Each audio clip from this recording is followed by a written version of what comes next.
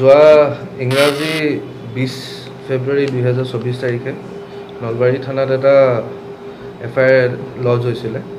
তাতে এনেকুৱা আছিলে কি মানুহ এজন, তেখেতৰ নাম জগদীশ হালৈ, তেওঁ নিজৰ ৱাইফ শ্ৰীমতী কবিতা হালৈ আৰু ল'ৰা ঋষিকেশ কাশ্যপক হত্যা কৰিছিল। সেই কমপ্লেইনটো পোৱাৰ পিছত আমি কেছটো ৰেজিষ্টাৰ কৰিলোঁ। কেছ নাম্বাৰ আছিলে নলবাৰী PS কেছ নাম্বাৰ 65/24। কেছটো আণ্ডাৰ ছেকশ্যন 302 IPC ৰেজিষ্টাৰ হ'ল। তাৰপিছত এইটোত আমি তদন্ত আগবঢ়ালোঁ। In the due course of investigation আমি পালোঁ কি যোনজন এলিজড একিউজ আছে, তেওঁৰ নাম পংকজ কুমাৰ হালৈ, তেওঁ নিজৰ ঘৰৰ পৰা এবস্কণ্ডিং হৈ আছে। আমি চাইণ্টিফিক এপ্লিকেশ্যনছবিলাক ইউজ কৰি তেওঁক ইণ্টাৰচেপ্ট কৰিলোঁ আৰু তেওঁক আমি লোকেট কৰিব পাৰিলোঁ আলিপুৰদুৱাৰত।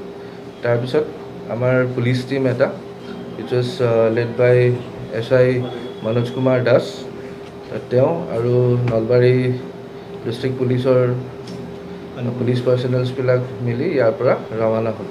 যোৱা 26 তাৰিখে টিমটো নলবাৰীৰ পৰা আলিপুৰদুৱাৰলৈ গ'ল।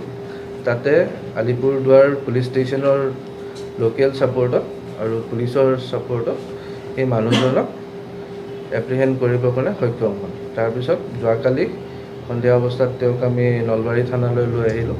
প্ৰপাৰ লিগেল ফৰ্মেলিটিজখিনি অবজাৰ্ভ কৰা হৈছে। এতিয়া ৰেষ্ট যোনখিনি আমাৰ ইনভেষ্টিগেশ্যন প্ৰচেছ, সেইটো আমি আগবঢ়াই আছোঁ। তেওঁ ছাৰ হত্যাকাণ্ডৰ কথাটো স্বীকাৰ কৰিছে নে নাই? এইটো ইনভেষ্টিগেশ্যনত আছে। তেওঁ অলপ ইছ্যুজ, তেওঁৰ বাচ্ছাটো ফিজিকেলি হেণ্ডিকেপ আছিলে, তেওঁৰ ল'ৰাটো হাইপাৰ এক্টিভ হৈ আছিলে আৰু লগতে তেওঁ অটিষ্টিকৰো ইছ্যুজ আছিলে। সেইখিনি ভিত্তিত মানুহজনে অলপ মানসিকভাৱে চাপত আছিলে নেকি? সেইটো মানসিকভাৱে আচলতে সেইটো আমি ডিউৰিং কোৰ্চ অফ ইনভেষ্টিগেশ্যন সেইটো আমি ছাৰ এটা কথা মানে ওলাইছে যে তেখেতে কিবা লোন লৈছিলে বেংকত, তাত মানে চলিবৰ কাৰণে লোন এটা লৈছিলে, কিস্তিখিনি তেখেতে হেৰি হ'ল। আপোনালোকে হাইকোৰ্ট ফোন টেপিঙৰ ভিত্তিত তেখেতক টেকন'লজি ইউজ হৈছে নেকি ছাৰ? ইয়াতে মেইন কৰি ক'ব লাগিলে এবছলিউটলি টেকন'লজি ইউজ হৈছে। চাইণ্টিফিক এপ্লিকেশ্যনছবিলাক আমি ইউজ কৰিছোঁ, ইণ্টাৰচেপ্ট কৰিছোঁ আৰু বাকী যোনখিনি তথ্য থাকে সেইখিনি আপোনাৰ ইনভেষ্টিগেশ্যনটো কমপ্লিট হোৱাৰ পিছত। বেংকৰ পৰা লোন লোৱাটো ছাৰ কিমান দূৰ হৈছে? যিটো বেংকৰ পৰা লোন লৈ তাত মানে আছিলে।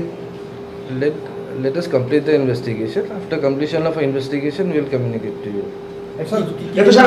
এইটো ছাৰ আপোনালোকৰ আমি সাফল্য বুলি ক'ব পাৰোঁ। Exactly. ছাৰ জগদীশ হালৈ বাগিৰ পৰা কিবা উদ্ধাৰ কৰা হৈছে নেকি? চিজ কৰা হৈছে, সেইটো অন ৰেকৰ্ড কেছত আছে। আৰু আজি পুনৰ তাত যোৱা হ'ব বাসগৃহত। আমি ইনভেষ্টিগেশ্যনটো আমাৰ বিভিন্ন এংগলছ থাকে, সেইখিনি বস্তু আমি এক্সিকিউট কৰিম আৰু যোনখিনি ইনভেষ্টিগেশ্যন কমপ্লিশ্যনৰ কাৰণে লাগে যথেষ্টখিনি চবখিনি প্ৰচিডিউৰ এতিয়ালৈকে গামোচাৰে মৰা বুলি পাইছে, যিখিনি পাইছে। হয়। Thank you sir.